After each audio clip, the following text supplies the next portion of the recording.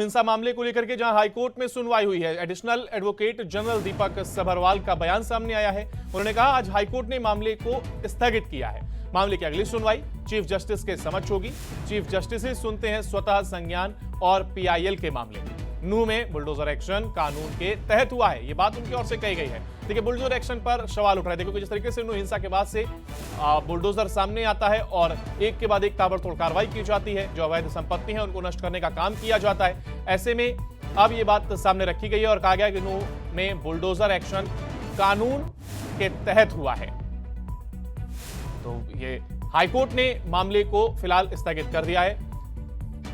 नूह हिंसा मामले को लेकर के हाईकोर्ट में सुनवाई होती है। एडिशनल एडवोकेट हैं जनरल दीपक सभरवाल, जिनका बयान इसके बाद सामने आता है। उन्होंने कहा कि आज हाईकोर्ट ने मामले को स्थगित कर दिया है। मामले की अगली सुनवाई चीफ जस्टिस के समक्ष होगी क्योंकि चीफ जस्टिस ही स्वतः संज्ञान और पीआईएल के मामले सुनते हैं।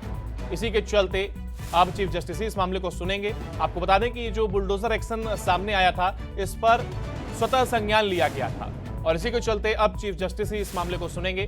नूह हिंसा में बुलडोजर एक्शन कानून के तहत हुआ है, ये बात कही गई।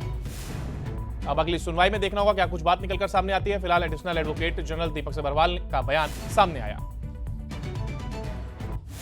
सर, आज honourable high court has adjourned the case to be placed before the honorable first DB since it's a public interest litigation and as per high court rules and order it has to be heard by the honorable the chief justice.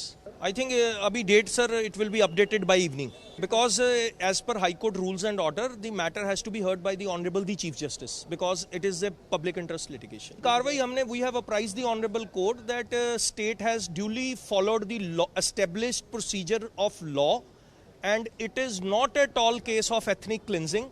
For state all are equals and due procedure of law has been followed before carrying any demolition.